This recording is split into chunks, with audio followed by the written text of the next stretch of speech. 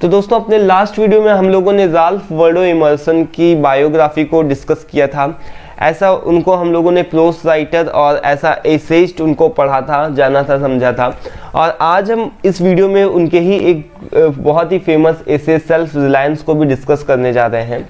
ये self reliance Ralph Waldo immersion के द्वारा लिखा गया एक बहुत ही फेमस एसे है। और दोस्तों थोड़ा सा ये कॉम्प्लिकेटेड भी एसे है, बट तो जितना ज़्यादा एग्जाम्पल्स दे करके जितने अच्छे से हो सकेगा उतने अच्छे से इसको मैं आप लोगों को बताने को ट्राई करूँगा। थोड़ा सा वीडियो लंबा चला जाएगा मे बी, तो आप लोगों को थोड़ा सा पेशेंस रख करके देखना होगा कि क्योंकि हर एक चीज़ को एक एक पॉइंट को हम लोग थोड़ा सा नोट करते हुए चलेंगे कि इसमें एक्चुअल में बताया क्या गया, इसका मीनिंग समझते हुए चलेंगे।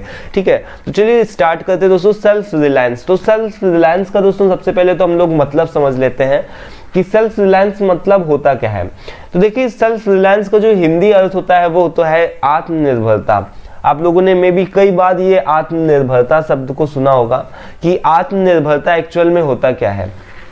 कि आत्मनिर्भरता होने से हम जैसे ही हमारे दिमाग में ये वर्ड आता है, मतलब कि हम ये वर्ड हमारे सामने आता है तो हमारे दिमाग में कुछ ऐसी इमेज बनती है जैसे कि हम खुद पर ही निर्भर रहें, दूसरों पे कम से कम निर्भर रहें, अपने में डिपेंडेंट रहना, अपने पैरों पे खड़े रहना, हमको आत्मनिर्भरता से हम रिलेट कर सकते हैं ना। तो आत्मनिर्भर होने से मतलब क्या है कि हम खुद में डिपेंडेंट हैं, हम खुद में निर्भर हैं। ठीक है, हम दूसरों की कम से कम मदद मांग रहे हैं, चाहे वो पैसे रुपए से रिलेटेड हो, चाहे वो डिसीजंस से रिलेटेड हो। अगर हम अपने डिसीजंस खुद नहीं ले पा रहे हैं, हम अपने जो भी डिसीजंस होते हैं, जैसे कि कई बार हम होते हैं कि बहुत ज़्यादा कंफ्यूज हो जाते हैं तो हम दूसरे लोगों के पास में जाते हैं तो उनसे पूछते हैं कि आप बताइए क्या ये मेरे लिए सही है, क्या गलत है। तो अपने डिसीजंस अगर हम खुद नहीं ले पा रहे, उसके लिए भी दूसरों के पास में जा रहे हैं, तो वो भी एक तरीके से हमको कहीं ना कहीं आत्मनिर्भर बनने से रोकती है। ठीक है, इस ऐसे में हमको यही चीज़ बताई गई है कि केवल पैसे रुपए से ही आदमी आत्मनिर्भर नहीं बनता है। अगर आप अपने डिसीजंस खुद नहीं ले पा रहे हैं, अगर आप अपने लिए जो भी आपके लिए क्या सही हो सकता है, क्या गलत हो सकता है, इस चीज़ को डिसाइड नहीं कर पा रहे हैं, तो भी वो आप आत्मनिर्भर एक व्यक्ति नहीं कहलाएंगे, आप सेल्फ रिलायंट व्यक्ति नहीं कहलाएंगे। ठीक है, तो देखिए जैसे कि एक छोटा सा एग्जांपल देता हूँ कि जैसे कि एक 12th क्लास में कोई लड़का है, ठीक है, उसने 12th किया, उसके बाद में फिर उसके पास में करियर को लेकर के बहुत सारे ऑप्शंस होते हैं। वो अलग अलग लोगों के पास में जाता है कि मुझे क्या करना चाहिए, मुझे सजेस्ट करो कि आगे का कौन सा हमको क्या चीज को चूज करना चाहिए। बट वो अपने आप से खुद कभी नहीं पूछता कि मेरे को क्या करना है, हमको क्या करना है, हमको किस तरीके से, हमको किस फील्ड में अपना करियर बनाना है। ठीक है, वो दूसरे लोगों की सजेशंस को मानता है बट अपने आप से खुद से नहीं पूछता। तो हर एक व्यक्ति के अंदर उसकी एक ग्रेट इनसाइट होती है। ग्रेट इनसाइट का मतलब दोस्तों होता है क्या है कि आप अपने आप की मन की आवाज। ठीक है, तो राल्फ वाल्डो इमर्सन ने इसी चीज पे बहुत ही ज्यादा इस ऐसे में फोकस किया कि हमको अपने मन की आवाज के ऊपर, अपनी दिल की आवाज के ऊपर सबसे पहले उसको प्रेफरेंस देनी चाहिए, उसके ऊपर फोकस करना चाहिए। ठीक है, बाद में दूसरे लोगों की सजेशंस वगैरह को अगर मानना भी चाहिए तो उसको पहले एक बार एनालिसिस कर लेना चाहिए कि क्या वो जो बता रहे हैं क्या वो मेरे लिए सही है। उनको ब्लाइंडली फॉलो नहीं कर लेना चाहिए। चाहे किसी की आप बुक्स पढ़ रहे हो, जो भी बुक्स वगैरह में लिखा हुआ है कि अलग अलग राइटर्स हैं, तो अलग अलग लोगों के लिए अलग अलग सिचुएशंस सही होंगी। आपके लिए सिचुएशंस अलग है, तो उस सिचुएशन को आप ही समझ सकते हैं कि आपके लिए क्या सही होगा, आपके लिए क्या गलत होगा, तो इस चीज को आप समझ सकते हैं। तो अपने मन की आवाज को सबसे पहले सुनना, दैट इज कॉल्ड, ठीक है, सेल्फ रिलायंट। ठीक है, उसको आप सेल्फ रिलायंट से रिलेट कर सकते हैं कि अपने मन की आवाज को आप सबसे पहले सुन रहे हैं, उसको प्रेफरेंस दे रहे हैं, इंस्टेड ऑफ कि किसी दूसरे लोगों के पास में जाकर के अपने डिसीजंस पूछ रहे हैं कि मेरे लिए क्या बताओ सही होगा। ठीक है, तो आई थिंक ये सेल्फ रिलायंट का जो भी मतलब है दोस्तों, ये तो आपको क्लियर हो गया होगा कि सेल्फ रिलायंस का मतलब क्या होता है, आत्मनिर्भर का होने का मतलब क्या होता है। अभी देखते हैं दोस्तों यहाँ पर इनके जो भी इन्होंने यहाँ पर लिखा हुआ है, तो एक छोटा सा शॉर्ट ब्रीफ इंट्रोडक्शन है ये तो सेल्फ रिलायंस ऐसे का। तो ये इनके द्वारा लिखा गया एक बहुत ही ज़्यादा फेमस और रिप्रेजेंटेटिव वर्क है of the transcendentalist philosopher author Ralph Waldo Emerson. ठीक है, यहाँ पर आप देख सकते हैं, और यहाँ पर एक वर्ड यूज हुआ है दोस्तों, ट्रांसेंडेंटलिस्ट। तो ट्रांसेंडेंटलिज्म मूवमेंट के ऊपर मैंने एक अलग से भी वीडियो बनाया हुआ है, और इस ट्रांसेंडेंटलिज्म मूवमेंट से जुड़े हुए कई बड़े बड़े नाम जैसे राल्फ वाल्डो इमर्सन और हेनरी डेविड थॉरो, इन सभी लोगों के ऊपर अलग अलग मैंने सेपरेट वीडियोस बना करके रखे हुए हैं, आप चाहें तो देख सकते हैं जा करके। फिलहाल एक बार यहाँ पर मैं फिर से क्लियर कर देता हूँ कि ट्रांसेंडेंटलिस्ट का क्या मतलब होता है। ट्रांसेंडेंटलिस्ट का मतलब दोस्तों यही होता है, ट्रांसेंडेंटलिस्ट होने का मतलब यही होता है कि आप अपने मन की आवाज को, अपने दिल की आवाज को प्रेफरेंस दें, इंस्टेड ऑफ बाहरी दुनिया में अपने आप को मत खोजे जा करके कि बाहर के लोग आपको क्या बताएंगे कि आपके लिए क्या सही है चीजें हैं, ठीक है। अपने आप को नेचर से कनेक्ट रखना, अपने आप को गॉड से कनेक्ट रखना, अपने आप को स्पिरिचुअल लाइक थिंग से कनेक्ट रखना, ठीक है।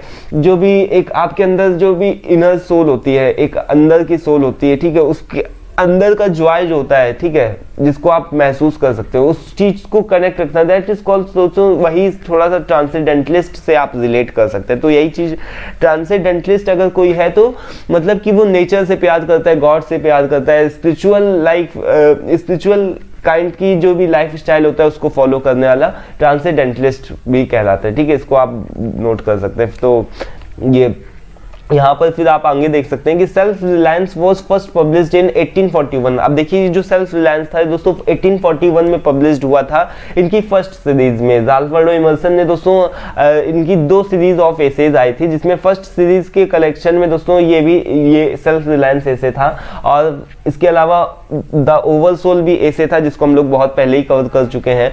सर्कल, नेचर, ये सारे कुछ एक फर्स्ट सीरीज के एसेज हैं, और इसके अलावा सेकंड सीरीज के में भी काफी ज्यादा अच्छे इंपॉर्टेंट वर्क आपको देखने को मिलेंगे, तो जिनके बारे में हम लोग पहले ही डिस्कस कर चुके हैं, ठीक है। इनकी जब बायोग्राफी डिस्कस कर रहे थे इनके first series essays, second series essays सबको हम लोगों ने डिस्कस कर लिया था। अब देखिए the essence of this essay, essence का क्या दोस्तों मतलब होता है कि जो सार है, जो इसकी समरी है इस एसे की, वो क्या है कि each individual should avoid conformity and false consistency. यहाँ पर देखिए कुछ एक वर्ड्स यूज हुए हैं जो कि काफी ज्यादा थोड़े से टिपिकल है।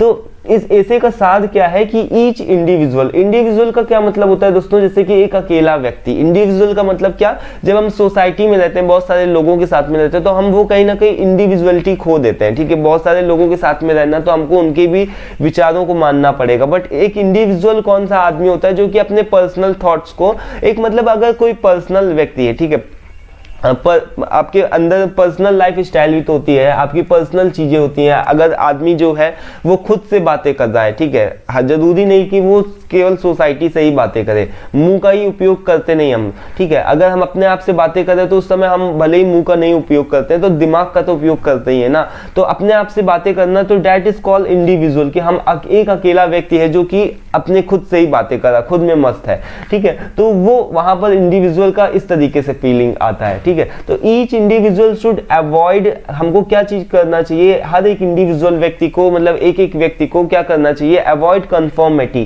कन्फर्मिटी का क्या मतलब होता है दोस्तों, कन्फर्मिटी का मतलब होता है अनुपालन। हम जो हमारी एक आदत होती है, जिस तरीके से हम, हमारी सोसाइटी है, जिस तरीके के लोगों के पास में हम रहते हैं, तो हमारी आदत होती है कि हम हर तरीके के लोगों की क्या करने लगते हैं, बात मानने लगते हैं, अनुपालन करने लगते हैं, ठीक है। जो भी गवर्नमेंट ने रूल बनाए उसको हम ब्लाइंडली फॉलो करने लगे, जो भी सोसाइटी ने रूल्स बनाए उनको हम फॉलो करने लगे। तो हमको सबसे पहले तो हमको जो भी चीजें हमारे दिमाग में आती है खुद से सोचना चाहिए, इंडिविजुअल तरीके से हमको सोचना चाहिए, और ये सोचना चाहिए कि क्या ये चीज हमारे लिए सही है। और अगर आपको लगता है कि नहीं वो चीज नहीं सही है तो उस चीज को क्या करना चाहिए, अवॉइड करना चाहिए, मतलब उसको उसका अनुपालन, मतलब कि उसको ओबे नहीं करना चाहिए, उस चीज को अवॉइड करना चाहिए, ठीक है, उसको ओबे करने से अवॉइड करना चाहिए। और फॉल्स कंसिस्टेंसी का क्या मतलब होता है दोस्तों, बुरी संगति। जो बुरी संगति होती है ना, फॉल्स कंसिस्टेंसी का मतलब होता है बुरी संगति, या फिर ऐसे जो भी कंसिस्टेंसी का आप मतलब समझ सकते हैं कि जो भी होती है संगति होती है। फॉल्स कंसिस्टेंसी का मतलब झूठी संगति को आपको क्या करना है, अवॉइड करना है।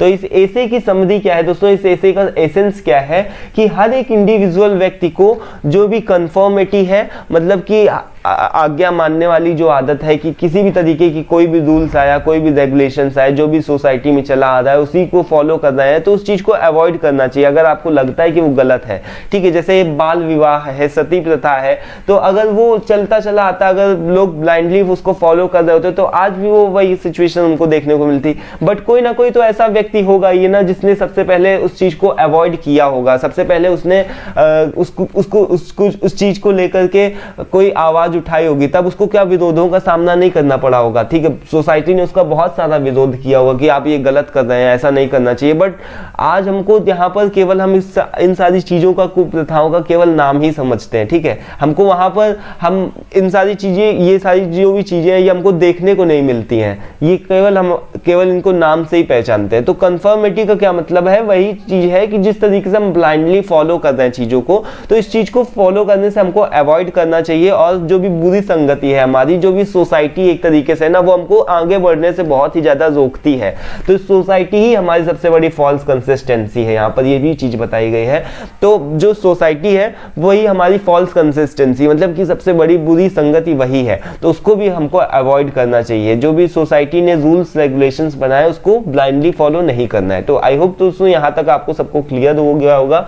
और उसके बाद में देखिए क्या लिखा है कि and follow his own instincts and ideas. हर एक इंडिविजुअल आदमी को अपने खुद के आइडियाज को, इंस्टिंक्ट्स का मतलब कि अंदर के मन की आवाज को सुनना चाहिए, और अपने मन की आवाज के जो भी आइडियाज हैं, जो आपके खुद के आइडियाज हैं, ठीक है, अपने आइडियाज को फॉलो करना चाहिए, ठीक है। फिर यहाँ पर देखिए क्या लिखा है कि Emerson believes, Ralph Waldo Emerson जो है वो किस चीज पर बिलीव करते हैं, believed that in order for a man to truly be a man, एक आदमी तभी पूर्ण तरीके से आदमी कहला सकता है जब he should follow his own conscience, जब वो अपने कॉन्शियंस, मतलब कि जब वो अपनी अवचेतना की आवाज को पहचानेगा, जब वो अपने मन की आवाज को पहचानेगा, उसको फॉलो करेगा, and do his own thing. अब जैसे यहाँ पर एक छोटा सा एग्जाम्पल दूं कि जो थॉमस अल्वा एडिसन का हम सभी लोग नाम जानते हैं, जिन्होंने बल्ब का आविष्कार किया था, ठीक है। तो अगर दोस्तों वो खुद इस तरीके से अगर वो नहीं करते, मतलब कि अगर उन्होंने दोस्तों कितने सारे लोगों का विरोध सहा होगा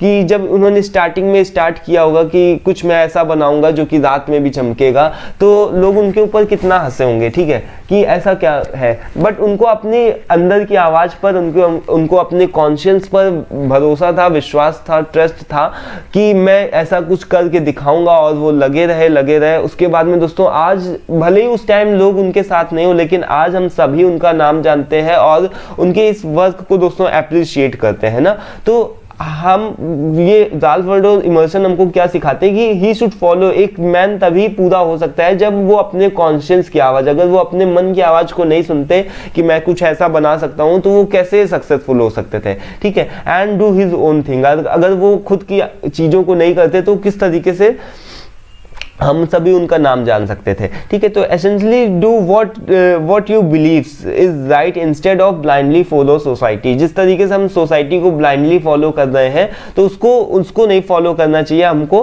क्या करना चाहिए, अपने खुद के ऊपर क्या करना चाहिए, बिलीफ रखना चाहिए, इज राइट, क्या चीज हमारे लिए राइट है, ठीक है। अब यहाँ पर आगे देखिए क्या लिखा हुआ है कि the first edition of the एशे बिफोर सी एपिग्राफ्स। अब जब आप, है ना, यहाँ पर दोस्तों अगर जब आप वो बुक पढ़ेंगे, जब ओरिजिनल टेक्स्ट पढ़ेंगे, जो सेल्फ रिलायंस ऐसे है ना, उसका जब ओरिजिनल टेक्स्ट पढ़ेंगे, तब दोस्तों वहां पर आपको जो स्टार्टिंग है वो 3 एपिग्राफ से ही स्टार्टिंग होगी, ठीक है। ओरिजिनल टेक्स्ट जो भी होता है ना दोस्तों, वो थोड़ा सा डिफिकल्ट होता है और उसको समझने के लिए किसी ना किसी की हेल्प की जरूरत होती है, ठीक है। तो सबसे पहले तो आपको इसकी समरी ही आनी चाहिए। तो जो समरी लिखा हुआ यहाँ पर जो मैंने बनाया हुआ है ना समरी, ये दोस्तों बहुत ही ज़्यादा अच्छे से इसको बनाया हो कि आपको एकदम सिंपल लैंग्वेज में बनाया है कि जिससे आप सभी को समझ में आ जाए। इजी लैंग्वेज है एकदम, आप सभी को समझ में आ जाए। और अगर आपके एग्जाम्स वगैरह होते हैं, सब्जेक्टिव पेपर होता है, तो आप इस समरी का भी यूज़ कर सकते हैं, ठीक है। आपको जिसका PDF है वो डिस्क्रिप्शन बॉक्स में फेसबुक ग्रुप का लिंक मिल जाएगा, वहाँ से आपको जाकर के PDF आप देख सकते हैं। तो जो first edition of the essay है, ये 3 एपिग्राफ्स को, जब आप ओरिजिनल टेक्स्ट पढ़ेंगे ना इस एसे का, तो आपको 3 एपिग्राफ्स देखने को मिलेंगे। आप 3 एपिग्राफ्स बोल लो, मोटो बोल लो, 3 आपको लैटिन लाइंस देखने को मिलेगी, जिसमें से पहले वाली लैटिन लाइन का क्या मतलब है कि do not seek outside yourself. यहाँ पर लिखा हुआ है सबसे पहली लाइन कि do not seek outside yourself, मतलब कि अपने आप को हमको क्या करना है, बाहरी दुनिया में नहीं खोजना है। बाहरी दुनिया में मतलब कि लोगों से नहीं पूछना है कि कि अपने डिसीजंस के बारे में। Man is complete in himself, वो आदमी जो है वो खुद में ही कंप्लीट है, ठीक है। उसको पता है कि उसके लिए क्या चीजें सही है और उसको पता है कि उसके लिए क्या चीज गलत है, ठीक है। तो मैं जो आदमी है वो अपने आप में ही कंप्लीट है, ठीक है। ये चीज यहाँ पर हमको देखने को मिलती है, जो फर्स्ट लाइन है उसका यही मतलब है। उसके बाद में दोस्तों सेकंड जो एपिग्राफ है लैटिन भाषा में जो कि लिखा होगा, उसका क्या मतलब होता है दोस्तों, इंटरनल स्ट्रेंथ के बारे में बताया गया उस लैटिन लाइन में, कि एक तो इंटरनल स्ट्रेंथ होती है और एक होती है एक्सटर्नल स्ट्रेंथ। देखिए इंटरनल स्ट्रेंथ क्या होती है दोस्तों, इंटरनल स्ट्रेंथ का मतलब क्या होता है, जैसे एक्सटर्नल स्ट्रेंथ तो सभी को पता होता है, जैसे कि कोई भी एक बॉडी बिल्डर है, वो आदमी फिट है, फाइन है, बाहर तरीके से अच्छा है, उसका शरीर एकदम फिट दिखता है, ठीक है। तो वो क्या हो गया, उसकी एक्सटर्नल स्ट्रेंथ हो गई, ठीक है। बट इंटरनल स्ट्रेंथ भी मैटर करती है। अगर जैसे कोई भी आदमी है, छोटी छोटी सी बातों में इरिटेट हो जाता है, छोटी छोटी सी बातों में बुरा मान जाता है, ठीक है, तो वो दोस्तों अंदर से बहुत ही ज्यादा वीक है, अंदर से बहुत ही ज्यादा वो कमजोर व्यक्ति है, ठीक है। आप इस तरीके से बोल सकते हैं। तो internal strength is the voice of conscience, ठीक है। तो जो भी हमारे मन की आवाज होती है वो हमारी सबसे पहली क्या होती है, इंटरनल स्ट्रेंथ। अगर हम सही गलत के फैसले को ले पाते हैं और इस चीज को जज कर पाते हैं कि अपने जो भी वही है, मतलब मैंने आप लोगों को क्या बताया कि जो भी इंटरनल स्ट्रेंथ क्या है, कि इसी चीज को फोकस करती कि आप अपने लिए खुद ही फैसले लीजिए और आपको ये चीज पता होना चाहिए कि आपकी कॉन्शियस मन की आवाज क्या बोल रही है और उसको फॉलो करिए, ठीक है, अप्लाई करिए, तो वही हमारी इंटरनल स्ट्रेंथ भी हो जाएगी। तो जो आदमी की सोचने समझने की क्षमता होती है ना, शक्ति होती है, वही इंटरनल स्ट्रेंथ होती है दोस्तों, ठीक है। यहाँ पर यही चीज बताया गया है। इसके अलावा दोस्तों यहाँ पर देखिए क्या लिखा है, external strength of the body is so adaptation. अब आप यहाँ पर देखिए क्या एक लाइन का मतलब है, एडेप्टेशन का मतलब होता है दोस्तों अनुकूल, अनुकूल होता है। तो अनुकूल का क्या मतलब होता है, जो एक्सटर्नल स्ट्रेंथ होती है ना, वो तो हमको अनुकूलता से, जो भी हमारे आसपास का वातावरण होता है उस तरीके से हमको एक्सटर्नल स्ट्रेंथ उसके अकॉर्डिंग मिल जाती है। अब आपने यहाँ पर जंगल बॉय मोगली का नाम जरूर सुना होगा, जो कि शायद ऐसा कुछ था कि उतनी तेज फास्ट भाग सकता था जितना तेज की एनिमल्स, ठीक है, टाइगर्स वगैरह की वो शायद बराबरी वगैरह कर सकता था, इतनी तेज वो भागता था। तो वो जो उसकी पैदाइश थी वो जंगल में ही हुई थी। तो अब यहाँ पर आप समझ सकते हैं कि एक्सटर्नल स्ट्रेंथ उसकी कैसे बढ़ गई होगी, क्योंकि जो उसका एडेप्टेशन था, जो उसके आसपास का वातावरण था, उसके अकॉर्डिंग ही वो पला बढ़ा। इसी कारण दोस्तों जो एक्सटर्नल स्ट्रेंथ थी उसकी वो डेवलप होती चली गई। तो जो एक्सटर्नल स्ट्रेंथ होती है ना, वो हमको तो एडेप्टेशन से, हमारे आसपास के वातावरण से ही हमको मिल जाती है। बट हमको वर्क किसके ऊपर करना चाहिए, वो इंटरनल स्ट्रेंथ के ऊपर करना चाहिए। तो यहाँ पर जो 3 लाइन्स लिखी हुई हैं, do not seek outside yourself, internal strength is the voice of conscience, और यहाँ पर external strength of the body is so adaptation. ये तीनों लाइन आपको मतलब इसका समझ में आ गया होगा। और दोस्तों उसके बाद में यहाँ पर लिखा हुआ है कि all see epigraphs stress the necessity of the relying on oneself for knowledge and guidance. तो यहाँ पर जो तीनों एपिग्राफ्स हैं वो क्या करते हैं, हमको क्या करते हैं दोस्तों, कि हमको खुद पे भरोसा करना सिखाते हैं। जिले करना मतलब खुद के ऊपर भरोसा करना, ऑन वन सेल्फ, आपके अंदर भी तो कुछ नॉलेज होता है ना, आपके अंदर जो भी नॉलेज है, एक इंटरनल आपका भी तो नॉलेज होगा, जो बाहरी आप नॉलेज खोजते हैं, जैसे आप बुक्स को पढ़ते हैं, ठीक है, या आप किसी राइटर को, ऑथर को फॉलो करते हैं, तो उसका वो अलग नॉलेज हो गया, बट आपके अंदर का एक अलग नॉलेज हो गया, ठीक है। तो आप अपने नॉलेज को फॉलो कर रहे हैं, आप अपनी खुद की गाइडेंस को ले रहे हैं, तो इस चीज पे भरोसा करना हमको ये 3 एपिग्राफ्स सिखाते हैं, ठीक है। तो यहाँ पर देखिए क्या लिखा हुआ है कि the essay has 3 major divisions, और इस एसे के 3 मेजर डिविजन्स देखने को आपको मिलेंगे। यहाँ पर तो जो लिखा हुआ है कि the importance of self reliance, जिसके बारे में हम लोग डिस्कस कर ही चुके हैं। अब देखिए एक सेल्फ रिलायंस का क्या महत्व है, इसके बारे में हम लोगों ने डिस्कस कर लिया। भाई अगर कोई सेल्फ रिलायंट व्यक्ति नहीं होगा तो वो अपने आप को बाहर की दुनिया में खोजता रहेगा, ठीक है, वो कभी भी नहीं समझ पाएगा कि मैं अपने आप में पूरा हूं, कि man is complete in himself, ठीक है। वो अपने मन की आवाज को कभी सुनेगा ही नहीं, ठीक है। और उसके बाद में सेल्फ रिलायंस और एक इंडिविजुअल आदमी में रिलेशन बताया गया है। उसके बाद में सेल्फ रिलायंस और सोसाइटी में हमको डिफरेंट मतलब कि रिलेशनशिप बताए गए हैं। तो ये 3 चीजें हैं जिसको जो कि हमको डिविजन्स देखने को मिलते हैं इस एसे के अंदर। The importance of self reliance and the individual, and self reliance and society, ठीक है। तो ये हमको 3 डिविजन्स देखने को मिलते हैं इसके अंदर। उसके बाद में दोस्तों यहाँ पर नेक्स्ट स्लाइड पे आ जाते हैं तो यहाँ पर देखने को हमको क्या मिलता है कि Emerson was known for his repeated use of the phrase trust the self. अब देखिए ये बार बार जो राल्फ वाल्डो इमर्सन थे ना, ये बार बार इस वर्ड का यूज करते थे, ट्रस्ट दे सेल्फ, ठीक है। और इसके अलावा दोस्तों apart from this Emerson uses the term man and mankind. ये दोनों ऐसे वर्ड्स हैं जो कि ये बार बार यूज करते थे अपने ऐसे के दौरान में। अब ट्रस्ट दे सेल्फ का यही मतलब हो कि अपने आप में खुद में भरोसा रखो, और मैन और मैनकाइंड का मतलब आप समझ सकते हैं कि जो आदमी है उसके ऊपर बात बोली गई है, ठीक है। तो all to addresses all humanity. और Emerson also defining self reliance as a genius. यहाँ पर इन्होंने एक बहुत ही फेमस कोट भी दिया गया है, इन्होंने एक बहुत ही फेमस इस हिस्से के अंदर कोट भी दिया गया है, to believe your own thoughts, अपने थॉट्स के ऊपर भरोसा हमको करना चाहिए। To believe that what is true for you, कि आपको इस चीज़ पे बिलीव होना चाहिए कि आपके लिए क्या सही है, क्या सही है, और ये चीज़ आपके प्राइवेट हर्ट में भी रखी मतलब मिलनी चाहिए। Is true for all man, तब वो जाकर के सभी लोगों के लिए सही हो जाएगा। तो दैट इज जीनियस। एक आदमी जीनियस कब बन सकता है? जब वो अपने आप के थॉट्स के ऊपर भरोसा करे और उसको ये चीज़ पता होना चाहिए उसके कहीं प्राइवेट हर्ट के अंदर कि उसके लिए क्या सही है, और उसके बाद में वो तो फिर आगे चल करके वो तो हर एक आदमी के लिए वो तो सही हो ही जाएगा। ट्रू फॉर ऑल मैन मतलब कि हर एक आदमी के लिए तो सही आगे चल करके हो ही जाएगा, ठीक है। अभी आगे देखते हैं क्या है। तो his statement captures the essence of what he means by self reliance।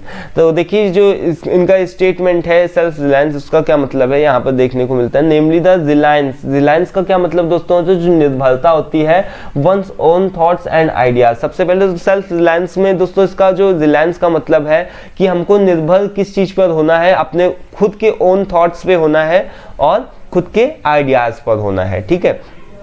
उसके बाद में फिर यहाँ पर देखिए कि he urges individuals like Moses, Plato and Milton. और यहाँ पर ये तीन तरीके के यहाँ पर कुछ एक एग्जांपल्स भी लेकर के बताते हैं कि देखिए जो मोसेस थे, प्लेटो थे, मिल्टन थे, इसके अलावा इन्होंने बहुत सारे ओरिजिनल टेक्स्ट जब आप पढ़ेंगे तो वहाँ पर बहुत सारे एग्जाम्पल्स आपको देखने को मिलेंगे। इन्होंने जीसस क्राइस्ट का भी एग्जाम्पल दिया हुआ है, जिन्होंने सबसे पहले अपनी खुद की फीलिंग्स को बताना स्टार्ट किया, अपने मन की आवाज़ को जब उन्होंने जाना समझा, तो जब सोसाइटी के सामने रखा तो सोसाइटी ने किस तरीके से उनका विरोध किया, ठीक है। देखिए एट लास्ट में उनको किस तरीके से उनके यहाँ पर हाथों को गाड़ दिया गया था कीलियों से, और उनको कितना ज़्यादा परेशानी का सामना करना पड़ा। ये सब क्यों हुआ?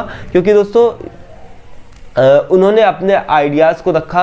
यहाँ पर हमको जो राल्फ वाल्डो इमर्सन है इस चीज़ को ऊपर दोस्तों हमको थोड़ा सा सचेत भी करते हैं, अटेंशन भी देते हैं कि अगर आप सेल्फ रिलायंट बनने जा रहे हैं, अगर आप एक सेल्फ रिलायंट व्यक्ति हैं तो आपको विरोधों का सामना भी करने की सहनशीलता मतलब शक्ति होनी चाहिए आपके अंदर, ठीक है। तभी आप एक सेल्फ रिलायंट व्यक्ति बन पाएंगे। जैसे आपने सोक्रेटिस का भी नाम सुना होगा, जो भी सोक्रेटिस था, यहाँ पर सोक्रेटिस का भी एक एग्जाम्पल दिया गया है।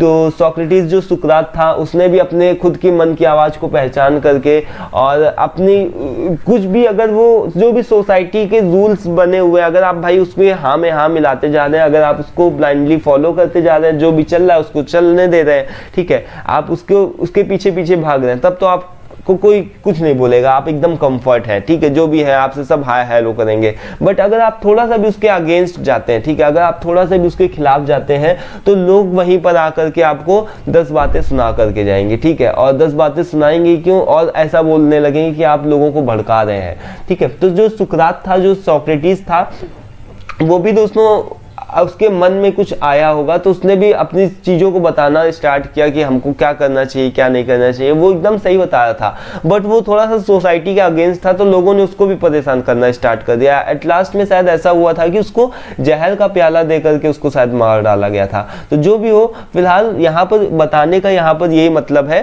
कि अगर आप एक सेल्फ रिलायंट व्यक्ति है, एक आप आत्मनिर्भर व्यक्ति हैं, जो कि आप अपने तरीके से खुल करके सोचते हैं, खुले दिमाग से सोचते हैं, ठीक है, तो आपको विरोधों का सामना करने की क्षमता रखनी पड़ेगी, ठीक है। यहाँ पर हमको ये चीज़ बताया गया है। तो तो ये जो मोसेस, प्लेटो, मिल्टन, ये सभी हाईएस्ट रिगार्डेड ये सारे नेम्स इन्होंने क्यों बताए हैं यहाँ पर, क्योंकि इस वजह से बताएं because they spoke what they thought, ठीक है, क्योंकि वो वही बोलते थे जो भी वो सोचते थे। हम सभी बहुत कुछ सोचते हैं कि हम ये कर लेंगे, बट हम वो करने की, देखिए करने में और सोचने में बहुत बड़ा डिफरेंस होता है। बट ये जो सोचते थे उस चीज को बोलते थे और उस चीज को करने की भी कोशिश करते थे, तभी इन लोगों को बहुत ज्यादा विरोधों का सामना करना पड़ रहा था दोस्तों, ठीक है। तो they did not relay on the words of others, ये दूसरे लोगों के वर्ड्स पर भरोसा डायरेक्ट नहीं करते थे, पहले तो उसको एनालिसिस करते थे कि क्या वो चीज हमारे लिए सही है, ठीक है। अगर हम किसी की बुक को भी पढ़ रहे हैं तो उसको ब्लाइंडली नहीं फॉलो करना चाहिए, हमको क्या करना चाहिए, हमको देखना चाहिए कि क्या वो हमारे लिए सही है, हमारी सिचुएशन, अपनी सिचुएशन को रख करके देखना चाहिए। ये नहीं कि हाँ जो भी राइटर ने लिखा है वो तो एकदम सही है, क्योंकि वो भी हमारी तरीके कोई इंसान ही होगा जिसने बुक लिखा है, ठीक है। तो बुक्स और ट्रांजिस्टर्स, तो यहाँ पर देखिए अनफॉर्चुनेटली आज के समय में दोस्तों बहुत ही कम लोग ऐसे देखने को मिलते हैं। तो यहाँ पर unfortunately few peoples today do so, ऐसे बहुत से सारे लोग हैं जो कि हमको आज के समय में देखने को मिलते हैं। मतलब आज के समय में हमको बहुत ही कम लोग ऐसे देखने को मिलते हैं, अनफॉर्चुनेटली का मतलब होता है दुर्भाग्यवश। तो यहाँ पर इसके अलावा फिर यहाँ पर देखिए एक और भी चीज लाइन लिखी हुई है कि the difficulty of trusting our own mind, एक यहाँ पर ये भी डिफिकल्टी भी बताते हैं कि एक और भी चीज की डिफिकल्टी कि हम अपने दिमाग के ऊपर क्यों नहीं ट्रस्ट करते, क्योंकि जो सोसाइटी ने कंस्पायरेसी बना दी है, कंस्पायरेसी का मतलब होता है षड्यंत्र होता है या फिर जाल होता है, जो भी सोसाइटी है वही सबसे बड़े हमारे दुश्मन है। राल्फ वाल्डो इमर्सन यही चीज हमको बताते हैं कि जो सोसाइटी है, हमारे आसपास के लोग हैं, वही हमारे सबसे बड़े दुश्मन है, क्योंकि उन लोगों ने ऐसी कंस्पायरेसी बना दी है कि अगर आप थोड़ा सा भी उसके अगेंस्ट जाते हैं, जो भी रूल्स बने हुए हैं, तो आपको वहां पर दोस्तों मतलब आपका लोग बहुत ज्यादा खुल करके विरोध करेंगे, ठीक है, चाहे वो कुछ नहीं करें बट आपका विरोध वो जरूर करेंगे। तो यहाँ पर conspiracy of society against the individual, और फॉर सोसाइटी वेलोराइजेस कन्फर्मिटी, और ऐसा यूथ होने के साथ साथ हमको दोस्तों खुले दिमाग से सोचना भी चाहिए। वी एक्ट विथ इंडिपेंडेंस, हमको खुले दिमाग से सोचना भी स्टार्ट करना चाहिए। और दोस्तों यहाँ पर एक और भी चीज़ लिखी कि एज वी ग्रो ओल्डर, जैसे जैसे हम बड़े होते जाते हैं ना, जैसे एक यहाँ पर जो छोटा बच्चा होता है, ये राल्फ वाल्डो इमर्सन एक अपने इस ऐसे में और भी एक चीज़ बताते हैं कि जो भी छोटा सा बच्चा होता है वो किस तरीके से सोचता है। जब उसका मन हुआ तब वो हंसने लगा, जब वो उसका मन हुआ तब वो रोने लगा, ठीक है। इसी तरीके से जो भी टीन एज के बॉयज होते हैं, जो लड़के लड़कियां होते हैं, वो भी किसी तरीके की अथॉरिटी की रिस्पेक्ट नहीं करते, वो भी मतलब खुल के जीना चाहते हैं, भागना दौड़ना, ठीक है। इस तरीके से बच्चे जो होते हैं वो उनको कुछ भी मतलब नहीं होता कि लोग क्या सोचेंगे, लोग क्या कहेंगे। एनिमल्स को भी इस तरीके से कोई मतलब नहीं होता। तो यहाँ पर 3 एग्जाम्पल्स देते हैं बेबीज का, ठीक है, बेबीज का एग्जाम्पल देते हैं, चिल्ड्रंस का और बॉयज का, एनिमल्स का एग्जाम्पल दे करके हमको ये चीज़ बताते हैं कि ये लोग जो भी होते हैं कितने खुल करके सोचते हैं और इनको किसी भी तरीके का, किसी भी प्रकार का कोई भय नहीं होता। बट जैसे जैसे हम बड़े होते जाते हैं, एज वी ग्रो ओल्डर, हमको इस चीज़ का भय होने लगता है कि हमारी जो भी रेपुटेशन है वो हमारी कहीं ना कहीं डिसमिस ना हो जाए। जो भी हमारी इस सोसाइटी के अंदर जो भी रेपुटेशन है, छवि है, वो खराब ना हो जाए। जो भी हमारे रीति रिवाज बने हैं, जिस तरीके से लोग अभी तक फॉलो करते चले आए, उसी को हमको फॉलो करना है, वो भी कहीं उन पर भी कहीं कुछ ना लग जाए, तो लोग हमको कुछ बोलने ना लगे, तो हमको इसी चीज़ का फियर बना रहता है। तो ऐसा यहाँ पर लिखा भी हुआ है कि जैसे जैसे हम बड़े होते जाते हैं, society teachers us to curve our thoughts. मतलब कर्व का क्या मतलब होता है दोस्तों? नियंत्रित करना। मतलब कि हमारे थॉट्स हमारे पर नियंत्रित हो जाते हैं। अगर हम कुछ सोचना भी चाहें तो भी खुल करके नहीं सोच सकते, अगर हम कुछ करना भी चाहें तो भी हम नहीं कर सकते। क्यों? क्योंकि जो सोसाइटी है उसने ऐसा रूल्स ही बना करके रखा है कि आप उसके अगेंस्ट कुछ भी करेंगे तो आपको विरोधों का सामना करना पड़ेगा, ठीक है। And actions seek the approvals of other. तो दूसरों के अप्रूवल्स को हमको केवल मांगना पड़ता है कि आप देख लीजिए, आप इसको अप्रूव करिए, बस यही रहता है। और concern our self with name, और हम केवल इसी चीज़ पे कॉन्सर्न करते हैं, इसी चीज़ पे ध्यान देते हैं कि हमारा नाम, रुतबा, पैसा, रेपुटेशन और कस्टम्स, रीति रिवाज, ये सारी चीज़ें बने रहने चाहिए। जैसे लोग पहले करते आए हैं बस उसी चीज़ों को हम आज भी दोहराएंगे, ठीक है। यही इसी चीज़ पे हम लगे रहते हैं। फिर यहाँ पर आपको देखने को क्या मिलेगा? To be a self reliant one must be a non conformist. यहाँ पर एक चीज बताई गई है जो कि राल्फ वाल्डो इमर्सन बोलते हैं कि अगर आप एक सेल्फ रिलायंट बनना चाहते हैं, सेल्फ रिलायंट व्यक्ति बनना चाहते हैं, तो आपको नॉन कन्फॉर्मिस्ट आपको भी बनना पड़ेगा। नॉन कन्फॉर्मिस्ट ये आपके लिए नया वर्ड है। इसका मतलब दोस्तों वही होता है कि जो भी सोसाइटी ने रूल्स रेगुलेशंस बनाए हैं उसको हम फॉलो नहीं करेंगे। जो भी प्रथाएं, जो भी विश्वास, प्रचलित धर्म चला आ रहा है उसको हम फॉलो नहीं करेंगे। उस चीज का विरोध करना आपको आना चाहिए, ठीक है। तो to be self reliant, self reliant का क्या मतलब हुआ कि आत्मनिर्भर अगर आप बनना चाहते हो तो आपको क्या बनना पड़ेगा, नॉन कन्फॉर्मिस्ट बनना पड़ेगा। नॉन कन्फॉर्मिस्ट का मतलब क्या होता है कि विरोध करने वाला। अगर आपको लगता है कि जो भी चीज सही है तो ठीक है, वो तो सही है, कोई दिक्कत नहीं। बट अगर आपको कहीं लगता है कि कोई चीज गलत है तो आपको उसका विरोध करना ही पड़ेगा। अगर आप ऐसा नहीं कर रहे हैं तो आप एक सेल्फ रिलायंट व्यक्ति नहीं बन पाएंगे। तो इस चीज को ध्यान रखिए। To be a self reliant one must be non conformist. आपको नॉन कन्फॉर्मिस्ट, उस चीज का विरोध करने वाला बनना पड़ेगा, ठीक है। यहां पर लिखा हुआ है कि for a non conformist no law can be scared to me. यहाँ पर एक नॉन कन्फॉर्मिस्ट व्यक्ति जो होता है उसके लिए यही चीज बताया गया है कि कोई भी लॉ जो होता है वो स्केयर्ड का क्या मतलब होता है दोस्तों, धार्मिक आप इसको बोल सकते हैं। तो ये उसके लिए कोई भी धर्म उसका खुद का नहीं होता है, ना वो हिंदू धर्म से बिलोंग करता है, ना वो मुस्लिम धर्म से बिलोंग करता है। कोई भी उसका खुद का उसका धर्म नहीं होता है। बट उसका धर्म क्या होता है, उसके मन की आवाज, वो अपने मन की आवाज को सबसे पहले प्रेफरेंस देता है। But that of my nature मतलब कि उसके अपना खुद का नेचर, अपने मन की आवाज जो उसके लिए बोल रही है कि ये चीज उसके लिए अगर सही है तो वही उसका धर्म कहलाएगा, ठीक है। तो नॉन कन्फॉर्मिस्ट के लिए कोई भी एक पर्टिकुलर वो धर्म को नहीं मानने वाला होना चाहिए। उसके लिए उसकी मन की आवाज ही उसका धर्म होना चाहिए। यहाँ पर ये चीज बताया गया है। जो भी गुड है और बैड है ये सारी कहने की बातें होती हैं, ठीक है। जो भी गुड है, बैड है, अच्छा है, बुरा है। अगर आप देखिए जो भी कॉन्स्टिट्यूशन बना हुआ है, जो भी संविधान बनाया है, ठीक है, यहाँ पर लिखा हुआ है कि the only right is what, यहाँ पर लिखा हुआ है the only right is what is after my constitution. अगर कोई भी चीज़ सही है, अगर कोई भी चीज़ संविधान में लिखी है, अगर आप उसको फॉलो कर रहे हैं तो बस वो राइट है। अगर आप उसको नहीं फॉलो कर रहे हैं तो बस फिर वो क्या है, रॉन्ग है। तो यहाँ पर बताया कि अगर जो गुड है और बैड है सारी कहने की बातें, इस भी चीज़ को, किसी भी चीज़ को फोकस नहीं करना चाहिए कि अच्छा होगा कि क्या बुरा होगा। ये सारी चीज़ें कहने की बातें हैं। अगर आप कॉन्स्टिट्यूशन में जो भी संविधान में लिखा होगा अगर उसको आप फॉलो कर रहे हैं तो आप सही हैं, अगर नहीं फॉलो करेंगे तो आप गलत ही होंगे। तो सीधी सी बात, आपको ये चीज ध्यान रखनी चाहिए कि आपको विरोधों का सामना करने के लिए तैयार रहना चाहिए, ठीक है।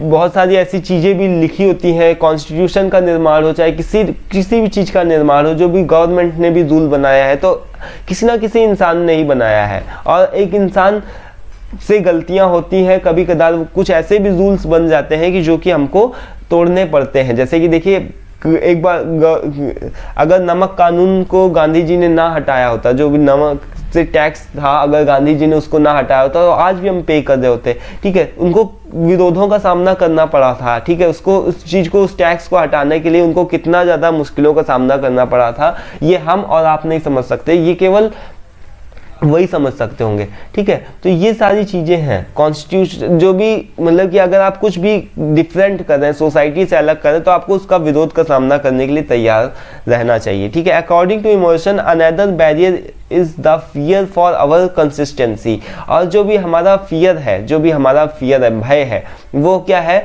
हमारी ओन कंसिस्टेंसी। कंसिस्टेंसी का मतलब भी मैंने बताया कि संगति ही होती है। जो भी हमारी संगति होती है वही हमारी सबसे बड़ी फियर है। जैसा कि हम सोचते हैं कि सोसाइटी हमारे लिए सब कुछ है, बट सोसाइटी हमारी सबसे बड़ी फॉल्स कंसिस्टेंसी है। मतलब सबसे बड़ी बुरी चीज हमारी क्या है, सोसाइटी ही है। यहाँ पर लिखा भी हुआ है कि a reference for our past. ये हमको क्या सोसाइटी सिखाती है कि अगर हमारे साथ में थोड़ा सा भी कुछ भी बुरा हुआ, मान लो अगर हमने कुछ किसी चीज के अगेंस्ट जाने की कोशिश भी करी और फिर हमको वहाँ पर विरोधों का सामना करना पड़ा, कुछ हमारे साथ में बुरा हो गया, तो हमारी सोसाइटी हमको क्या सिखाती है कि आपने कुछ पास्ट टाइम में, आपने कुछ पुराने समय में बुरे कर्म किए होंगे तो उसका ही परिणाम आपको इस जन्म में भुगतना पड़ रहा है। इस तरीके से कई सारी चीज़ें जो कि हमको अपनी सोसाइटी सिखाती है, बट ऐसा कुछ भी नहीं है दोस्तों। यहाँ पर जो राल्फ वाल्डो इमर्सन है वो हमको ये बताते हैं कि ऐसा कुछ भी नहीं होता है, ठीक है। ये मैं नहीं बोल रहा हूँ, वो बोल रहे हैं कि ऐसा कुछ भी नहीं होता है कि पास्ट जो भी एक्ट्स हैं वो पास्ट आपके हो चुके, बट आपको अभी प्रेजेंट में ही जीना चाहिए। अब उनके पास में कुछ और कहने बोलने के लिए तो है नहीं, ठीक है, because the eyes of others, क्योंकि उनके पास में ऐसी आइज तो है नहीं जो कि आपके किसी भी तरीके के डाटा को देख सके, किसी भी तरीके की चीज़ों को कंप्यूटिंग कर सके, मतलब किसी चीज़ की गणना कर सके, और अवर देन अवर पार्ट्स। तो हम क्या करते हैं, वो लोग क्या करने लगते हैं, सीधे सीधे यही बोलने लगते हैं कि आप ये पुराने समय में कुछ गलत कर्म किए होंगे, तभी आपको उसका परिणाम भुगतना पड़ रहा है। और दोस्तों हम लोग सीधे सीधे उससे क्या हो जाते हैं, डिसअपॉइंटेड भी हो जाते हैं। तो यहाँ पर लिखा है वी आर लोथ टू डिसअपॉइंट देम, ठीक है, तो उससे विमुख भी हो जाते हैं हम लोग। लोथ का मतलब क्या होता है, विमुख हो जाना, डिसअपॉइंटेड हो जाना। तो उससे उन सारी चीज़ों से हम क्या करते हैं, उनकी बातों में आ जाते हैं, ठीक है। हम अपने दिमाग से खुल करके नहीं सोचते कि क्या वो जो बोल रहे हैं वो क्या सही भी है, क्या गलत है। तो ज़्यादा देन हमको अपने जो भी पास्ट एक्ट्स हैं उनके ऊपर भरोसा करना छोड़ना चाहिए। अगर हम केवल पास्ट एक्ट्स पर भरोसा करते रहेंगे तो फिर आज का काम कौन करेगा। तो यहाँ पर लिखा भी हुआ है कि ज़्यादा then acts with false consistency, ये जो सोसाइटी है इसके साथ में काम करने की बजाय, इसकी बातों को मानने के बजाय, जो अपनी पास्ट मेमोरीज है उनको मानने के बजाय हमको क्या करना चाहिए, we must always live in the present. हमको आज के समय में, आज के प्रेजेंट में ही रहना चाहिए। जो भी सिचुएशंस आए, जो भी प्रॉब्लम्स आए, उनको हैंडल करना हमको आना चाहिए, ठीक है। फिर आगे देखिए क्या लिखा है कि इमर्सन कंक्लूड्स, इमर्सन जो है क्या चीज कंक्लूड करते हैं कि to live in the present, अब आप अपने प्रेजेंट में रहें विथ नेचर एंड गॉड। आप अपने इस समय के प्रेजेंट में रहें, नेचर के साथ में रहें, गॉड के साथ में रहें, उसके ऊपर भरोसा रखें। One must not be worried about the past और फ्यूचर, हमको अपने पास्ट के बारे में भी नहीं सोचना चाहिए और फ्यूचर के बारे में भी कम से कम सोचना चाहिए। चिंता उसके बारे में नहीं करना चाहिए, ना पास्ट के बारे में करना चाहिए, ना फ्यूचर के बारे में करना चाहिए। बट जो भी प्रेजेंट में सिचुएशंस है, जो भी प्रेजेंट में चल रहा है, उसके ही ऊपर हमको फोकस करना चाहिए। तो ये इमर्सन हमको बताते हैं। और compare oneself to others, ना ही हमको अपने आप को दूसरों से कंपेयर करना चाहिए, ठीक है। और उसके बाद में relay on words and thoughts not one's own, और अपने खुद के जो भी हमारे विचार हैं, हमारे थॉट्स हैं, उनके ऊपर हमको दोस्तों क्या करना चाहिए, रिले करना आना चाहिए, भरोसा विश्वास करना आना चाहिए, ठीक है। तो यहाँ पर देखिए क्या लिखा हुआ कि इन रिगार्ड्स ऑफ रिलीजन, और ये रिलीजन के संबंध में भी कुछ बोलते हैं, जो धर्म है हमारा उसके संबंध में भी कुछ बोलते हैं कि जो भी हम प्रार्थनाएं करते हैं, जैसे सपोज कि हम किसी भी प्रार्थना के लिए किसी भी मंदिर में गए, कहीं पर भी गए, तो उस प्रार्थना को करने के लिए हम कहीं पर गए तो हमको वहाँ पर दोस्तों प्रेयर करते हैं हम। तो प्रेयर का फॉर्म क्या होना चाहिए कि प्रेयर हम करते हैं, भगवान का धन्यवाद देना चाहिए कि आपने जो भी हमको दिया उसके लिए धन्यवाद है, ठीक है, उसका थैंकफुल करना चाहिए। इस वजह से प्रेयर करी जाती है और सबके भले के लिए प्रेयर करी जाती है, ना कि इसलिए प्रेयर करी जाती है कि आप किसी चीज़ को मांगने लगे। अगर आप किसी चीज को मांग रहे हैं तो वो क्या हो जाएगा, जो प्रेयर हो जाएगी हैज अ फॉर्म ऑफ बिगिंग, मतलब कि एक तरीके से भीख मांगने के बराबर हो जाएगी। तो हमको प्रेयर्स के दौरान में, प्रार्थनाओं के दौरान में बहुत ही ज्यादा सतर्क रहना चाहिए इन रिगार्ड ऑफ रिलीजन। धर्म के संबंध में ये चीज बताते हैं इमर्सन कि सेल्फ रिलायंट जो भी व्यक्ति होता है उसको प्रार्थनाओं के संबंध में बहुत ज्यादा सतर्क रहना चाहिए। Individuals do not prayer for something, कि जो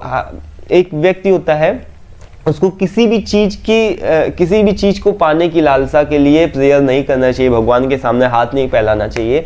अदरवाइज जो भी प्रेयर हो जाएगी वो एक तरीके से बेगिंग का टाइप, भीख मांगने के बराबर ही बन जाएगी। However prayer should be a way of contemplate. Contemplate का क्या मतलब वो दोस्तों होता है कि चिंतन करना, हमको अपनी कमियों को चिंतन करना चाहिए। प्रेयर के दौरान में हमने जो भी काम किया है, जो बुरा काम किया है, उसके ऊपर चिंतन करना चाहिए। हमको गॉड का थैंकफुल करना चाहिए, लाइफ को और यूनिट ऑफ गॉड, इन सारी चीज़ों को थैंकफुल करते हुए प्रेयर करनी चाहिए। हमको कुछ भी किसी तरीके की डिमांड नहीं करना चाहिए, ठीक है, गॉड के आगे। तो ये प्रेयर के संबंध में, रिलीजन के संबंध में इमर्सन ये भी चीज़ हमको बताते हैं लास्ट में जाते जाते। तो आई होप दोस्तों ये जो भी ऐसे है ये आपको क्लियर हो होगा। यहाँ तक ही जितने भी ज्यादा इंपॉर्टेंट पॉइंट्स हो सके इस ऐसे के दौरान में मैंने आप लोगों को बताने का ट्राई करने का कोशिश किया कि आपको समझ में आ जाए, ठीक है। तो आई होप दोस्तों समझ में भी आ गया होगा आपको। और प्लीज अगर आपको कोई भी बात अच्छी लगती है तो आप उसको जरूर से कमेंट बॉक्स में कमेंट करके बताया करिए कि ये चीज आपको अच्छा लगा। कुछ भी सजेस्ट करना हो, अगर आपको कुछ नहीं समझ में आया हो, या फिर अगर आप कुछ सजेस्ट करना चाहते हो कि आप इस चीज में फोकस करिए, आपको इस चीज को बढ़ाना है, तो उसको भी कमेंट करके एटलीस्ट बताया करिए, ठीक है। तो आई होप दोस्तों समझ में आ गया होगा आपको इस एसी के बारे में। कुछ भी प्रॉब्लम होता है तो आप उसको जरूर से कमेंट करिए, ठीक है। इसका पीडीएफ आप लोगों को मिल ही जाएगा, जो भी है पीडीएफ वगैरह आप देख सकते हैं जाकर के, लिंक आप लोगों को डिस्क्रिप्शन बॉक्स में मिल जाएगा। और आज की वीडियो में फिलहाल इतना ही। नेक्स्ट वीडियो में दोस्तों हम लोग वॉल्ट विटमैन की एक शायद पोएम है, ओ कैप्टन माय कैप्टन, उसको हम लोग करेंगे। तो आज की वीडियो में फिलहाल इतना ही, मिलते हैं नेक्स्ट वीडियो में। Thanks for watching this video and thank you once again.